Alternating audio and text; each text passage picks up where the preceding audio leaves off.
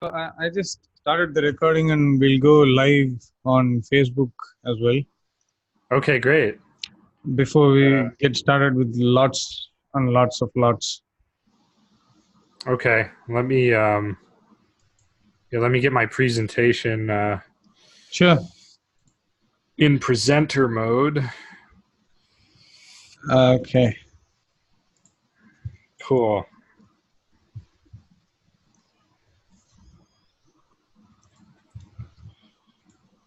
So yeah, hopefully some people tune in, and I'll just do Yeah, my but best. I think it's Friday evening, and you know Yeah. how Friday evenings are. So. How? What are we But doing with the recorded lectures afterward? I don't know. I'll just try and make it available somewhere, maybe on my YouTube channel or on the website or something. Okay, cool. Okay. So.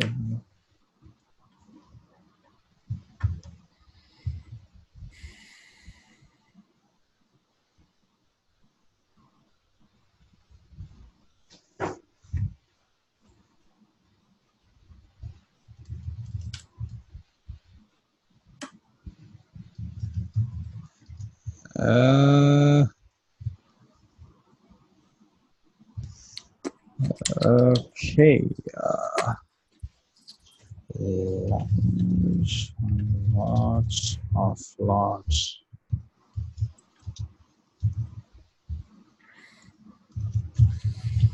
Welcome, humble viewers, to lots and lots of lots.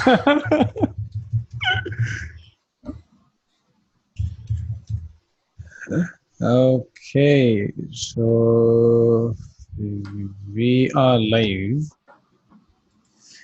Cool. We are live and we have started. Okay, thanks, Lars, for joining. Alrighty. I think I'm meeting you after 2 years or something. Nice meeting you. So, Okay. so Alrighty. yeah, I don't know.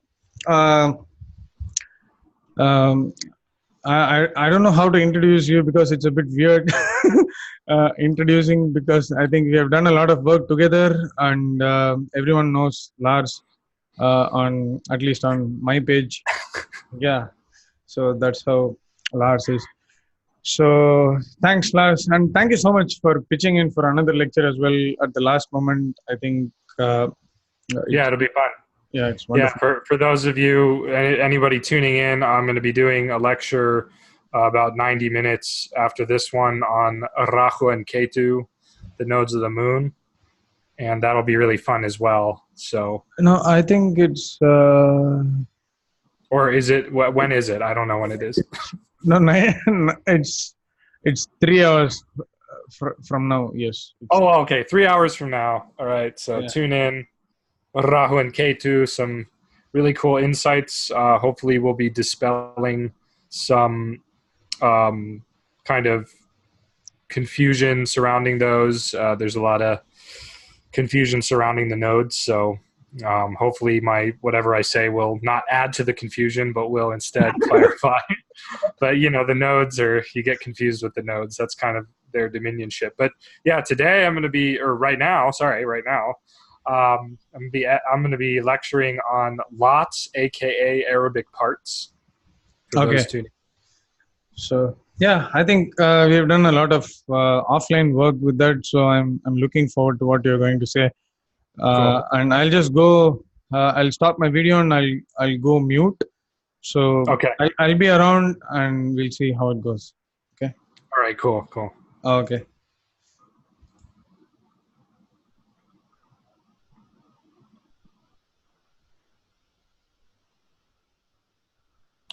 All righty. So hopefully everybody can see this, and Yeah, it's fine. It's yeah, fine.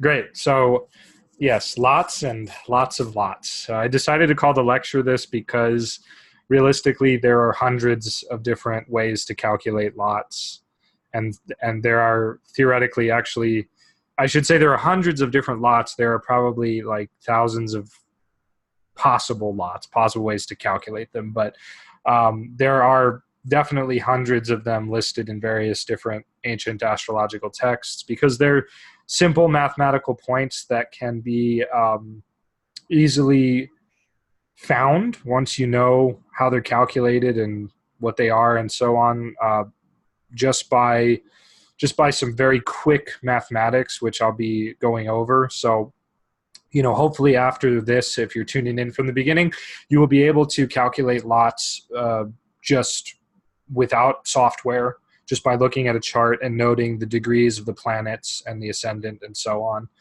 That's I think that's the goal with sort of any good, simple, straightforward technique. We should just be able to glance at the chart and figure it out real quick. So, all right. So anyway, what are lots? Well, I already talked about the first one, right? They're mathematical points. So I'm going to get into that in more detail in a few moments here. But basically, I cannot see the chat. Somebody did something in the chat and I cannot see it. So I do apologize. It's just not showing up for me for some reason. Don't worry, it's me. Okay. I'll get in touch with you if there is some question or something. You just go on. Don't worry about anything. Okay. Okay. Thanks, man. Yeah, that's just not showing up. Anyway, kind of like the lots. The lots they don't really show up, right? They're hidden. We have to find them. We have to dig them out. That's why I've written shadows here as well. So they're mathematical points, right? That's the most basic level of what they are. It's A plus B plus C equals the point of the lot, basically. They are indicators of topics, okay, meaning that lots typically deal with one single topic of life, right? Sometimes some of the more esoteric ones are a little bit more nebulous and they have like multiple indications, right?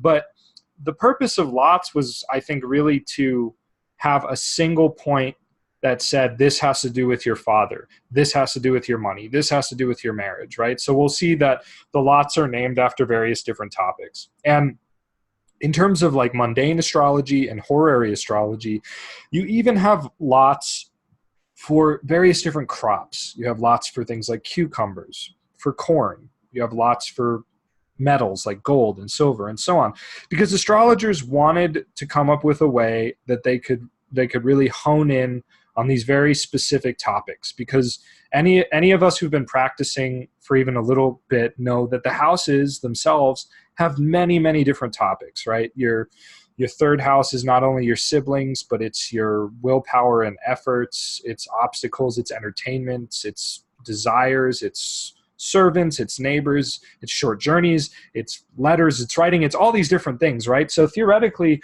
we can create a lot for each one of those topics and thereby allow us to hone our judgment of a birth chart, a horary chart, a mundane chart, even an electional chart for anything you might imagine. So that's primarily what lots are in an astrological sense.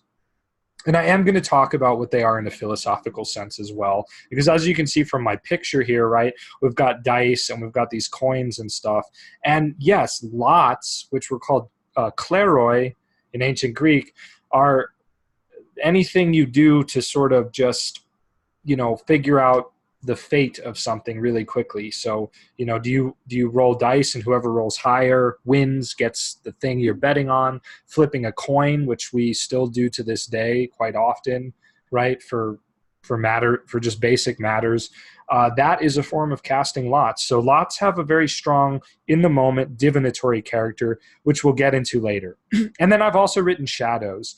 And this is sort of a metaphorical thing, because again, there are theoretically thousands of lots in a single chart, but we don't use them all. We might use one or two at any given point in time. For nativities, there's really 7 or 8 that are the most important, which I won't be getting into in great detail in this lecture, but maybe at a future point I will. For those interested, as an aside, I did write an article for the Ascendant Volume 2, which is part of Association of Young Astrologers. It's kind of like their magazine. And that is on the 7 Hermetic lots, which are sort of the most like esoteric psychological lots. So you can check that article out if you have a copy of that magazine or wish to order a copy of that magazine. It's, to be honest, it's it's a good article, but my thinking has evolved beyond then. So just keep that in mind if you decide to read that. It was written kind of a while ago at this point. But yeah, shadows, back to shadows, right? There are theoretically thousands of these lots in a chart, but we only use a few of them at a time. And they're kind of these shadowy points, right? Because they don't exist as an astronomical reality. They exist as a purely very simplistic mathematical and geometrical reality, right? So they're very much kind of in a shadowy realm. And in some ways, they're kind of like the shadow that's cast by any sort of object or person in reality. Shadows are, they're an outline of the person, but they're not the actual person itself, so to speak. But of course, everything casts a shadow. And so I kind of like to think of lots in that way, which doesn't make them bad or evil, but they are hidden components. We have to take extra time to calculate them. And there's something mystical, to use a word that's overused, and divinatory, meaning very much related to the moment about lots and kind of this shadowy nature. Okay, so next slide. So here we get the mathematical constitution of the lots. And I'm using free online software, astro-seek.com. This is a very excellent website and an excellent free software that doesn't require you to download it or install it. And it doesn't even require a free account, though I'd recommend doing that because it's free and you can store data. But I just pulled a random transit chart for this lecture. I like to use transit charts instead of well-known people's charts because it sort of gets us out of what we already know about like a well-known celebrity, and we sort of just have to pretend like this is a person's chart. But in any case, like we're going to find, and I'll show you this at the end. There's a list I have on, sorry, I don't know why that, oh, sorry about that. There's a list on SkyScript, Al-Biruni, a list of Al-Biruni's parts that he used, or lots. So I'll be showing that at the end, and you'll see this calculation I'm talking about. But you usually find them as like, for example, the lot of fortune, which we'll be talking a lot about, ascendant plus moon minus sun. And this is a little misleading. It's a little confusing to look at this, in my opinion. It's not that straightforward. So what I've done is I've taken it apart and said basically C plus B minus A, because actually you're going to start with the planet or point at the end in this calculation and literally work backwards. So the ascendant is C, the moon is B, and the sun is A in this context, okay? Now, if you remember it like this, it's a lot easier. And as I've said here, A, but basically, sorry, C is usually the ascendant, but it can be any point. It can be a lot, it can be a cusp, it can be a planet. And actually, once again, you can once you understand how lots are calculated and the philosophical rationale behind them, you can make up your own lots. And this is something that's very fun to do. And you can make them up using modern planets. You can make them up using a slew of different points. You can make them up using a combination of lots once they're calculated. So you can really do anything you want, which is why I said there's like thousands of possibilities. And for those who have ever studied Uranian astrology, that's essentially what planetary pictures are. They're just lots. And there's tons of them. There's just as many as you can think of, especially since there's 8 new planets in Uranian astrology.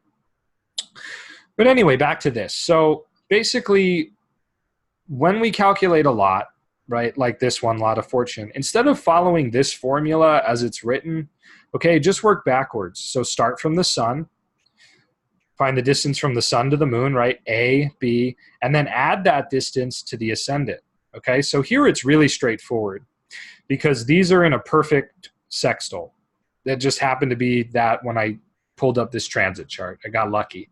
So literally, we will just add 60 degrees to the ascendant. And I do apologize that it doesn't show the degree in this image, but it's about 21 degrees, right? 21, 22 degrees. So adding 60 to that gives us 22 degrees Sagittarius, where the lot of fortune is. That's a lot of fortune.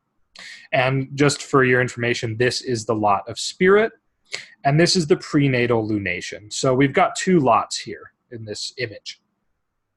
So super simple, super easy calculation. Here I've given kind of a little sort of, I don't know, you could say philosophical or metaphysical insight into this calculation for any lot, right? The first point, the starting point, is kind of like the thesis or the initiator of things. It's like, where are we starting, right? What's sort of giving the thing energy? The antithesis is the receiver or the receptacle, right? Like, where is it going? And then C is synthesis, or the anchor. Like, what is making it a reality? Because essentially what all lots are just a relationship between any 2 points, usually 2 planets, right? Anchored by a third point, usually the ascendant. So what the lot of fortune is telling us is it's the essential, it's the relationship between the sun and the moon described in a single mathematical point in the chart. And so what this means practically is that you might think, oh, the sun and moon are in a sextile. That's so nice. The moon receives the sun because it's in Taurus. The moon's in Cancer. That's so nice. That's so nice, and all this stuff, right? But the essential relationship between these two bodies in this chart is captured by the lot of fortune, which is in Sagittarius, so therefore ruled by retrograde Jupiter. It's opposed by Mars. It's conjunct the South Node in Saturn. So kind of a precarious condition for the lot of fortune to be in, which tells us that basically the relationship between the sun and the moon, again, below the surface in kind of a shadowy sort of realm, is actually a little bit more problematic than we see perhaps at first glance.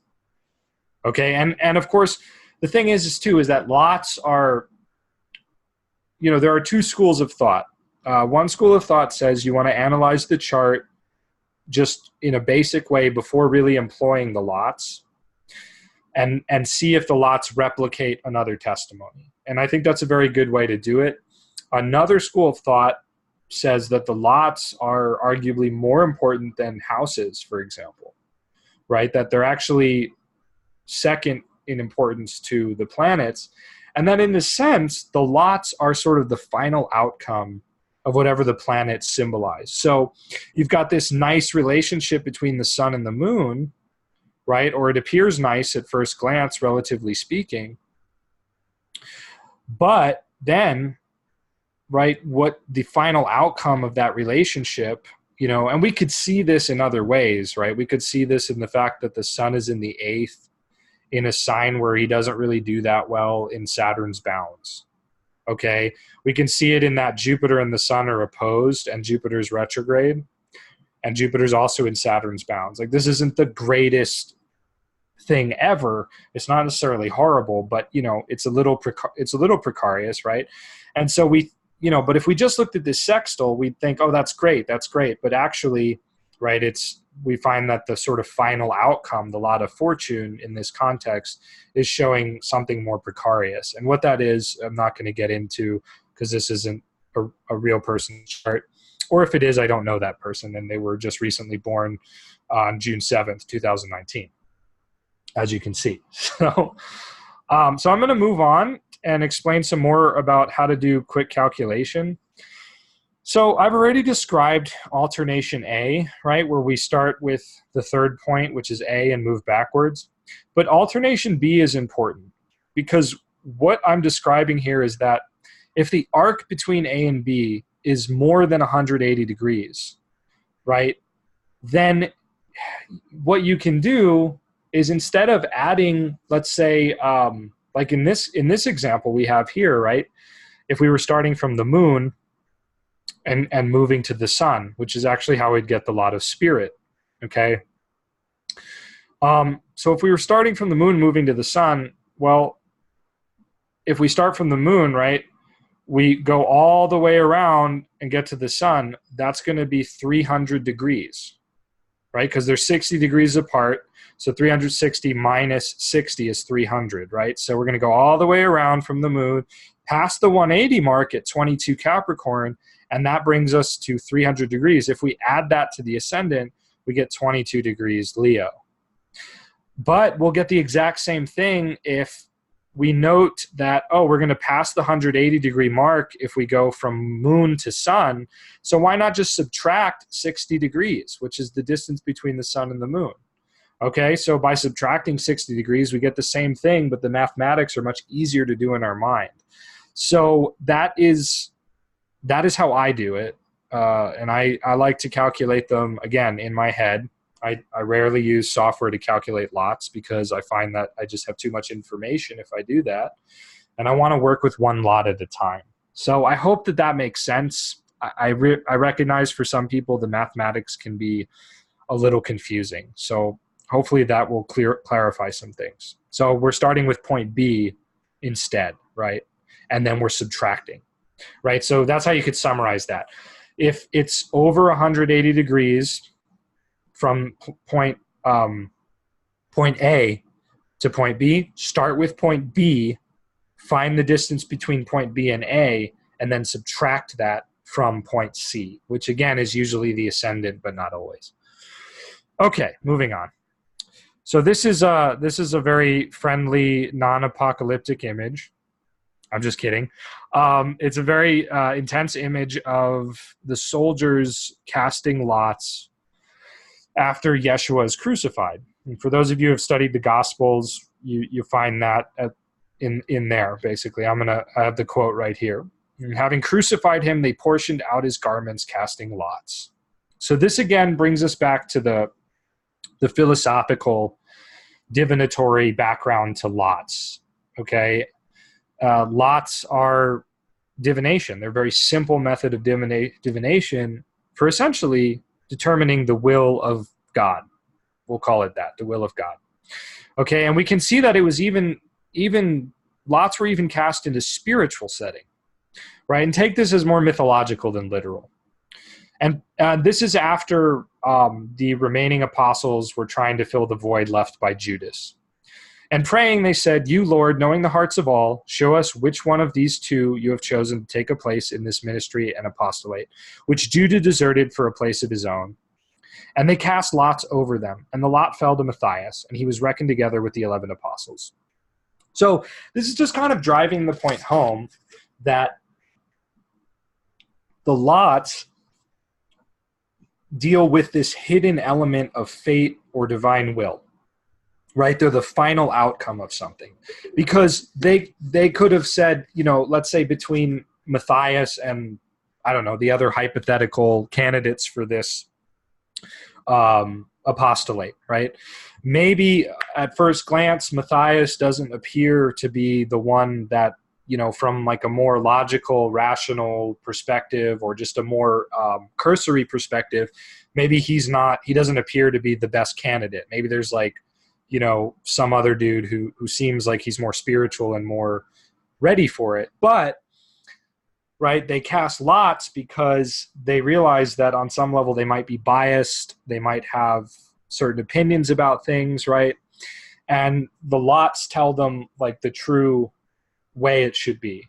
And so it's the same thing in astrology, really. Like we can look at a chart and we can look at that nice sextile between the sun and the moon and think, oh, that's so great.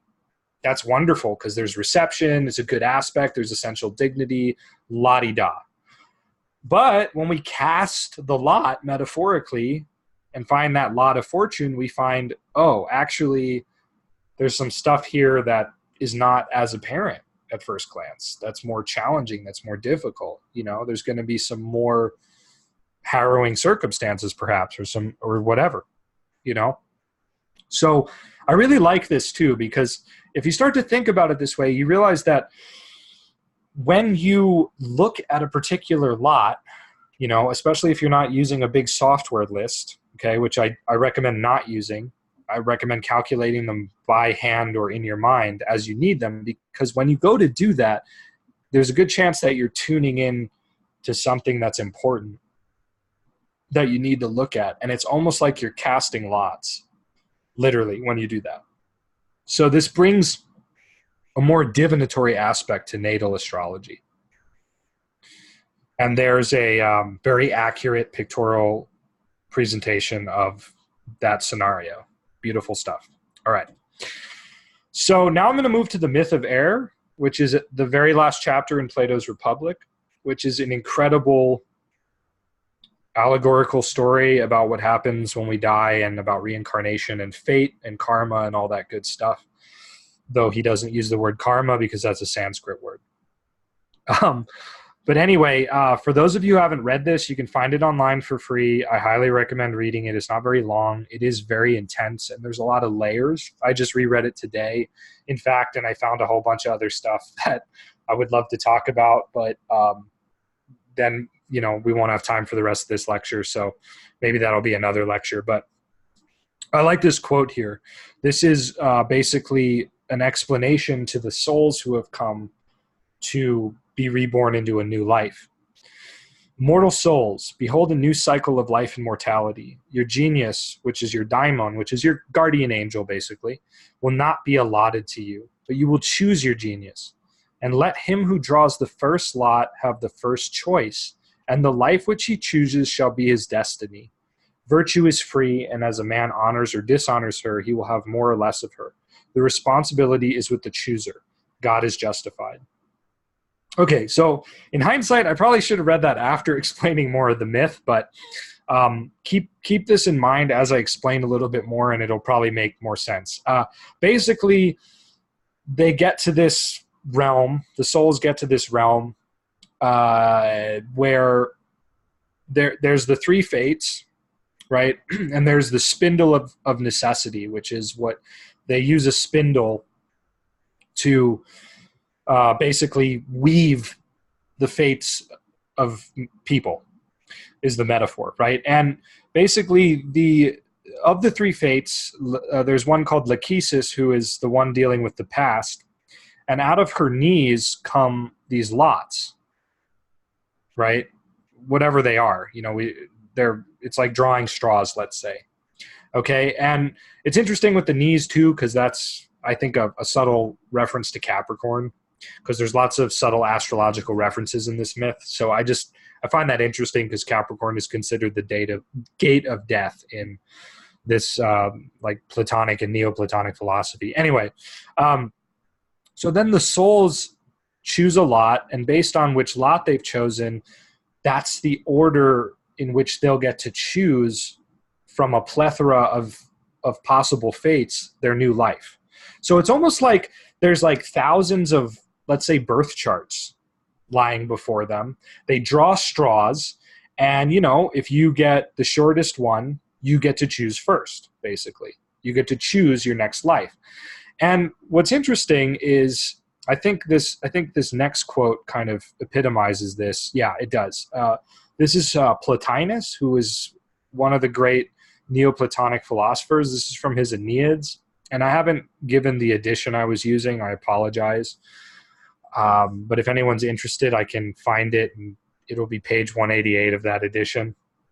But Plotinus is commenting upon the myth of air, and he's basically going to describe how the soul is inclined to choose a fate in accordance with its virtue or lack of virtue, as Plato was talking about. So he says, the soul, to whichever side it inclines, has in some varying degree the power of working the forms of body over to its own temper, since outlying and accidental circumstances cannot overrule the entire decision of a soul. Where we read that, after casting of lots, the sample lives are exhibited with the casual circumstances attending them, and that the choice is made upon vision in accordance with the individual temperament. We are given to understand that the real determination lies with the souls, who adapt the allotted conditions to their own particular quality. So, kind of a complex quote, but again, he's saying what I just explained before reading it. And so, you know, why am I talking about all this? Well, because I'm doing my best to dive really deep into the philosophical rationale, you know, behind, or I should say implications behind, the lots in astrology, and perhaps why they were called lots in the first place by the astrologers. Very likely coming out of a mixture of this divinatory component and this Platonic and Neoplatonic conceptualization of lots as a, you know, portent or a window into divine will, right? So I guess what I'm trying to say is that, like, when we're using lots in astrology, we're really delving into this, like, this more underground or behind the scenes level of fate or karma or psychology, behavior, and so on. You know, we're going deep into this, because even when it comes to reincarnation, according to Plato, lots are somehow involved. You know, people choose a lifetime in accordance with what lot they drew, like if they got the shortest straw or the longest straw, right? And in accordance with their virtue or lack of virtue, and so on. And this myth, there's a cool part in this myth where it describes Odysseus from, you know, the Odyssey and from the Iliad. Purposefully, he goes last actually in the story, and he purposefully chooses a life that is like quainter and more private, because he was like, okay, glory and heroism and being a king didn't really work out that great. I want a quiet life, right? So he's an example of somebody with a lot of virtue. But it also describes people choosing like a tyrant's path and then like lamenting over that because they didn't notice that midway through the life they are forced to eat their own children. Very Greek. Anyway, so moving on. Cool. So we've got like the philosophical rationale, or most of it. We may return to some of it later. And here are some examples of mundane lots. Like I said, they each deal with a topic, right? So this is like a fraction of what's out there. I just listed a few of them, some like really common ones that you'll see. And R means it reverses by night. There's a whole thing about whether or not the calculations really should reverse in all cases, and I'm going to talk about that in a few moments. But I think in some cases it makes sense. Like, for example, in the lot of the father, right, we start from the sun and go to Saturn in a day chart, but in a night chart we start from Saturn, and that's because traditionally in a day chart the sun is the father, but in a night chart Saturn is the father. And you find this in a lot of texts, and you even find it in Yavana Jataka, which is an ancient Indian text. So I found that fascinating. But like lot of siblings is an interesting one, right? Like Saturn to Jupiter doesn't reverse. And, you know, if I had to guess, I would say that it's Saturn to Jupiter because its siblings are kind of a burden in some ways. You're sort of stuck with your siblings for better or for worse. It's something really outside of your control. And Saturn and Jupiter are the slowest moving, most impersonal planets. So anyway, that's just a possibility. I don't know if that's why, but lot of substance is an example of where we actually use very variable factors. We use the second lord and the second house cusp. Okay, so kind of an interesting one. The lot of marriage, this is just one lot of marriage. There are actually 4 or 5 variants of it. And that the way it's calculated will give you a clue as well. Like this lot of marriage, I believe, deals with the longevity of the marriage because Saturn is involved. Whereas like another lot of marriage, like the Venus-Jupiter one, might deal more with like abundance and happiness and fortune from the marriage, and so on. Lot of death is another one that uses a cusp, but it also uses a planet. So instead of the ascendant, our anchor is Saturn, which is a natural significator of death. And the moon naturally rules the what they kind of call, you know, the vegetative soul, or like the body, right? Soma, somatic, so on. So you know, we basically have like the relationship of the body as more of an energetic principle than a physical principle, to the 8th, which deals with death, to Saturn, which is the significator of death. And there's, again, a few variants on the lot of death. A lot of illness. This is just one example, right? We've got the 2 most malefic planets added to the ascendant, reversing in a night chart. There are several lots of illness as well. There's one where Mercury replaces the ascendant, which is quite interesting. And I believe that that one could be used for more like bacteria and viruses, whereas these can be used, this one might be used more for like chronic illnesses and or accidents, you know, like a car accident or falling off a cliff or breaking a leg or something like that. Okay, anyway. So now we're going to talk about fortune. I found these nice images of fortune on the internet. This is an ancient Greek deity. It's actually called Tyche in Greek. And Yeah, as you can see, she's holding a horn, right, filled with gold. And she seems to be commonly represented with this horn or shell or whatever it is, filled with gold. Kind of reminds me of the Indian deity Lakshmi, although I don't know if they're exactly the same, but I'm willing to bet they're, similar. So I have a few quotes here on Fortune. And I'm not going to read them all because I'm running short on time. I didn't realize that it would take me this long to get to where I am. So, but as you can see, Fortune, if we were to go through all these, Fortune is essentially good, right? From you comes more good than evil. But we also see here in this other quote, for her gifts render both of good and ill. And often does the craft of lesser souls outstrip and bring to naught the strength of better men. Meaning that Fortune Taike is a very neutral principle, right? She can be won by wisdom, but she can also be won by craftiness and cleverness and, that kind of a thing.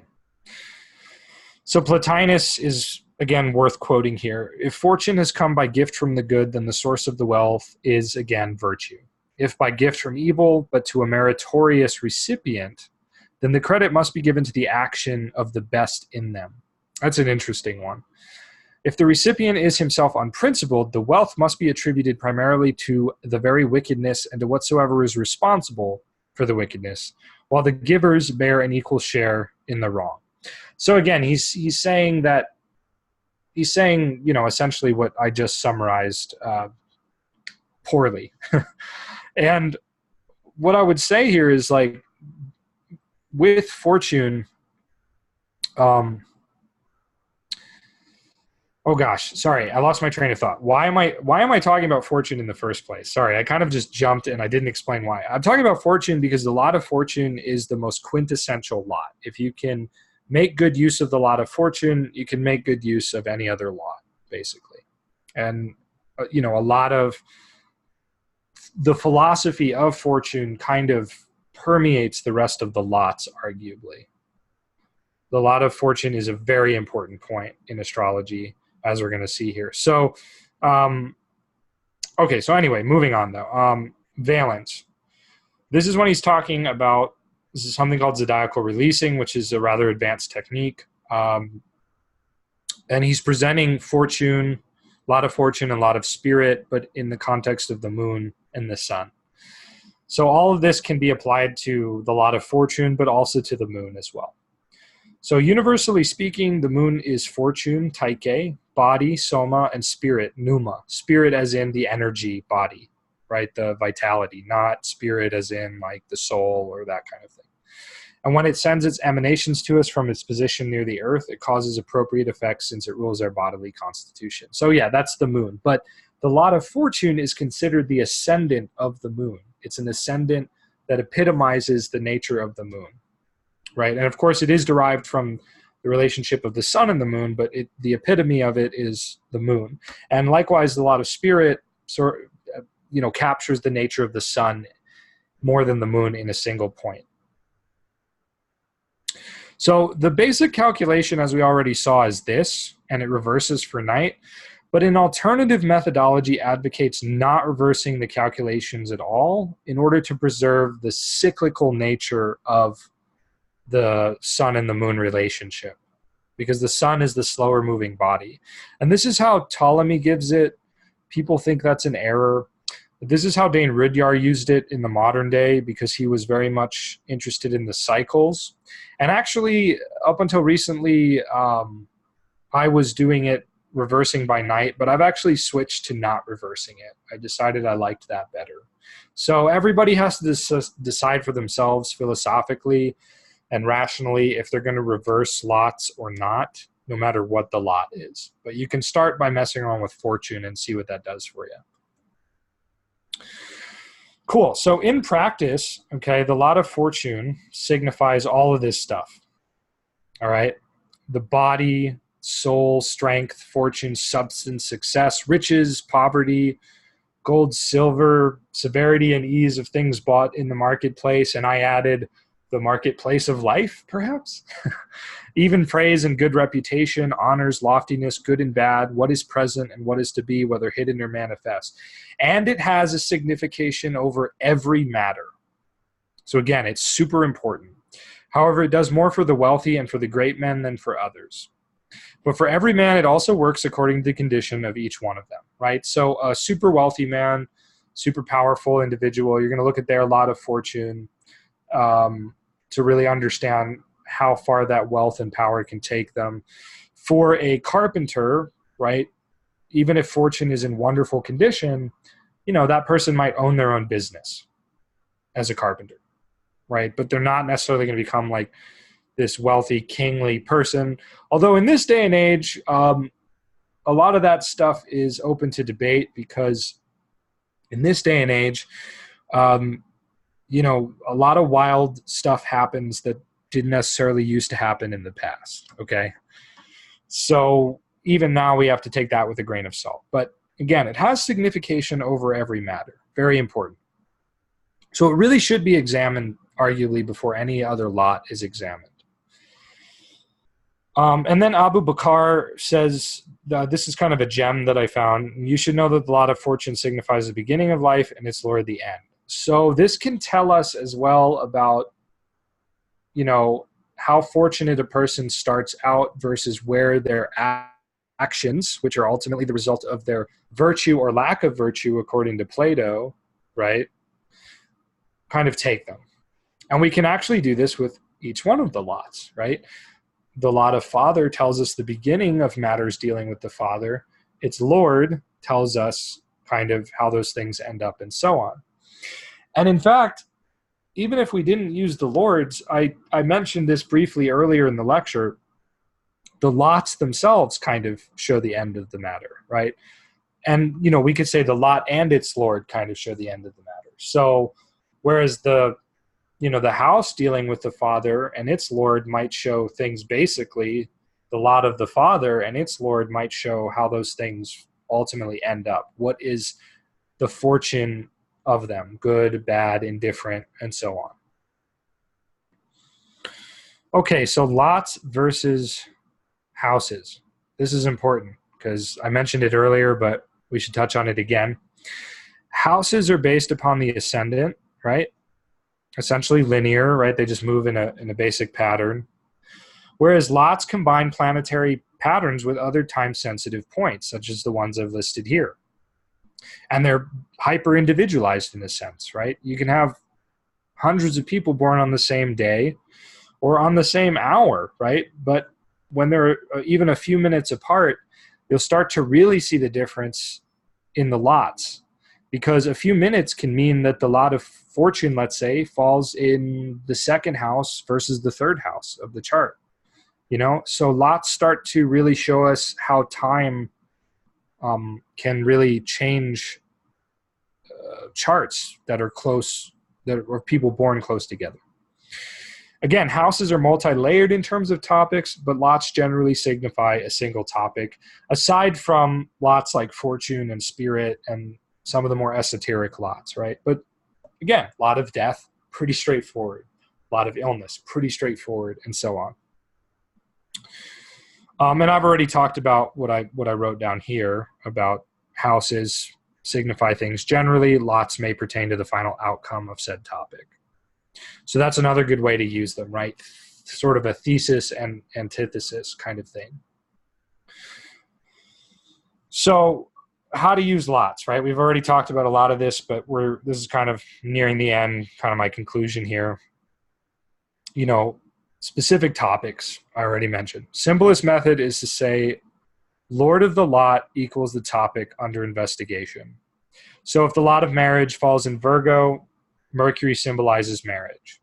That simple. You can really get into it that simply, right? You don't have to do all this other stuff I've been talking about. You don't have to think about all this like complex philosophy I've been talking about. And this works especially well in horary charts, right? Somebody asks you about a relationship, cast the horary chart, find the lot of marriage, whichever one of the many you decide you want to use, okay? And then just look at its lord. What is its lord doing? You know, how does Lord 1 relate to that planet, right? Like if it was in Virgo, and let's say, right, it's ruled by Mercury, and Lord 1 is in Pisces, then that could say the person is not really too fond of relationship, or isn't going to do too well in relationship, right? Because Mercury falls in Pisces. So marriage, Mercury, is not going to do too well for that person. Okay, they could be judged just like planets. Their house placement, aspects, by the quality of their lord, by sign placement. Even things like combustion will affect lots like they affect planets. And I say by aspects. Originally, I thought, oh, lots can't cast aspects. But as I started thinking about aspects more as geometry, I started to discover that it worked quite well to see lots as, in a sense, casting aspects. What do I mean by that? I mean that, like, let's take like a very difficult lot, the lot of Nemesis. Okay, if a planet is square that lot, then its significations become commingled with Nemesis's significations. Even though Nemesis doesn't technically cast a square by like the logic of ancient optical theory, which is what ancient astrological aspects were based on, it still ends up being this mathematical relationship, and it does affect that planet, okay, even though it's not a conjunction. So be open to that. Lots are ultimately useful for finding confluence. Confluence is basically where you find a series of factors that come together to symbolize an event, state of being, or anything else that we look at astrologically, right? So it's basically the type of thing where, like, you're trying to analyze the person's marriage, and in order to really just, if you need to get more indicators of how the marriage is going to be, look at the lot of marriage, analyze it, and figure out how it fits into the bigger picture of what you've already looked at. Does it support the testimony that you've already drawn from, like, the Lord of the seventh house and Venus, let's say, or does it conflict with it, right? If it conflicts with it, then those patterns of consciousness or fate or karma might not be as set in stone. If it supports it, right, then you can say, oh yeah, it's definitely going to be this way that I'm already seeing, right? But lots can even be prioritized over houses, right, or used as an adjunct to the houses, which I already talked about. But if they're prioritized over houses, which they can be, right, then you can say, I'm going to ignore the seventh house for marriage and focus on the lot of marriage for marriage. Okay, that's a bit more out there for most astrologers. I think most of us are kind of stuck in houses first, other things second, especially lots, right? And that is mostly how I work. But if you, honestly, with astrology, if there's a good rationale for it and you firmly believe in the technique, right, you are going to get good results doing that, I guarantee. Because at the end of the day, it's more about how you clear your mind to make space for the divinatory aspect of reading a chart. One of my friends one time said, and I like this, that he looked at the houses a little bit more internally as like these are sort of like states of mind of the person, whereas the lots were the more concrete aspect of it. And this is, in a sense, implied in the Indian definition of houses via the term bhava, which is what the Sanskrit term for houses is, bhava, and it really means like a mental state or a state of being, right? It doesn't mean house. And so bhavas are like these states of mind. So if the houses are states of mind, right, the lots can be the actual thing as it appears, the outcome of it. Again, it's back to that, how it begins, where it ends up. So if the seventh house could show like our attraction or our idealization of a partner, our desires around marriage, how we think about marriage, the lot of marriage might show more how it actually ends up, how the marriage is more on a concrete level, I should say. However, some people do the opposite. Some people say that the houses are the more concrete thing and the lots are the more subjective thing. Again, everyone has to decide for themselves how they're going to do that. And finally, lots can be utilized as an ascendant or first house for the topics they signify. And this is especially true of fortune and spirit. Valens advocates literally reading the chart from the lot of fortune as a secondary ascendant and judging it against the chart read from the ascendant. And of course, we see this done extensively in Indian astrology, where they'll read from the moon and then to a lesser extent from the sun. And sometimes the moon as an ascendant yields more accurate information even than the ascendant does. So the same can be said for lots. So you could take like the lot of marriage and read from it as a first house. And you could say the second house symbolizes the resources available to the marriage. The 11th symbolizes the gains of the marriage, right? The 9th house symbolizes the spiritual nature of the marriage. Does the marriage support religion or spirituality, right? The 12th symbolizes losses of the marriage. And you could do that for anything. Obviously, it's easier to do it for a person, like the lot of the father, a lot of the mother, and so on. But, we can get creative with it. And these are just some quotes from my lots essay that I mentioned in the Ascendant Volume 2, where I talked a lot about, or maybe a little bit about Ananke, the necessity, which is an important deity in the myth of air and in Greek cosmology, that deals with, basically it's fate. Necessity is the sort of the consort of Chronos, time. But in any case, I've already talked about this, so I'm actually not going to read it. But for those of you tuning in, if you want to just skim it real quick, you can.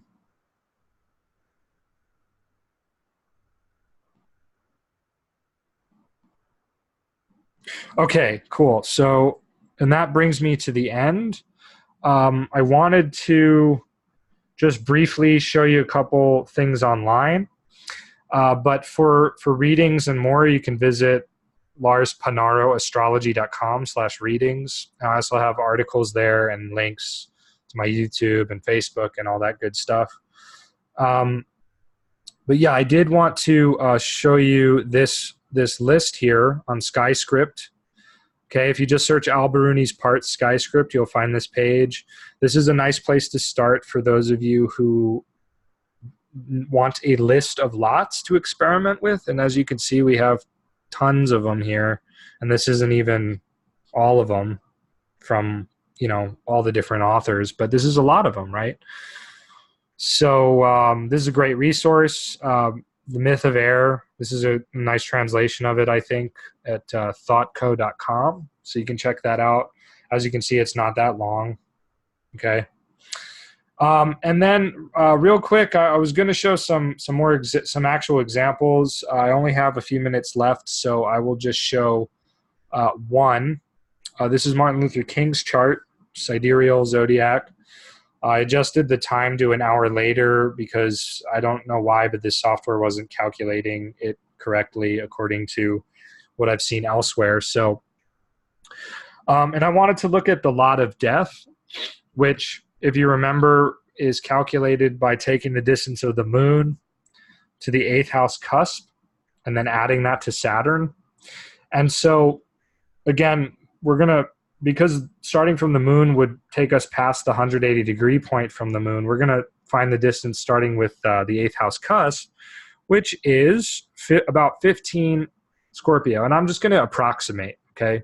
These don't need to be exact in my experience. So we'll just round it up to 16, okay? So 16 Scorpio to 16 Aquarius gives us 90 degrees, plus 10 gives us 100 degrees. And we're going to subtract that, as per my formula earlier, from the ascendant, which is about 21 degrees Aries. So 21 Aries minus 90 gives us 21 Capricorn, minus 10, because it's 100 degrees, gives us 11 Capricorn or so, right? So what do we notice about this lot? It's combust, right? It's hidden by the sun, okay? And his death, was something shadowy behind the scenes. Very interesting, right? Furthermore, if we take Saturn as the regular lord, he's in the quadrant 8th house. Okay, so he's in a hidden kind of place. He's in a malefic house. And he's opposed out of sign by a very malefic retrograde Mars that doesn't have sect. Also compare the fact that the moon applies to this Mars by a square. And yes, there's reception, right, which may account for the fact that he escaped his house being bombed earlier in his life. But it wasn't, unfortunately, it wasn't enough to negate a very violent end. But another technique for those of you who are a little more advanced, since Saturn doesn't witness Capricorn and Mars does, and Mars is the exaltation lord of Capricorn, we could just take Mars as the lord of the lot of death. And again, this gives us a lot of confluence because Mars rules the 8th house. Mars is, again, the moon is applying to Mars. Mars is very malefic and so on. It's in the 2nd house, which is called the gate of Hades in Hellenistic astrology. So 2nd also has something to do with death just by virtue of that, right? And basically, it's in aversion to the lot of fortune in the 12th from the lot of fortune, right? So if we just even take Mars as original significator of death, plus it rules the lot of death, we get this violent death with more confluence. I'm not advocating predicting death for people. Sorry, I maybe should have chose a different topic as an example, but this is easy to look at. And again, the sun too being there with the lot of death, right? It's in a malefic sign with the sun, which is a mild malefic, and it's combust, which again shows that hidden nature, right? We do have, it does square Jupiter, which is kind of cool. Again, that maybe mitigates some things and, maybe helped him to, not come to a violent end earlier. I don't really know, and I don't really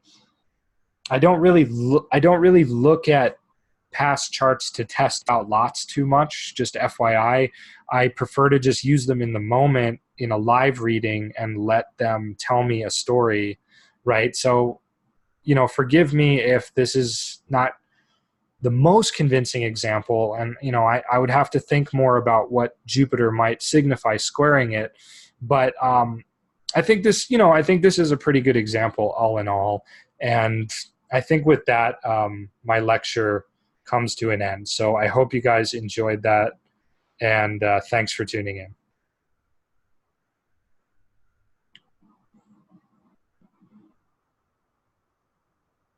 So Ashwin, are you there? Yeah. Oh.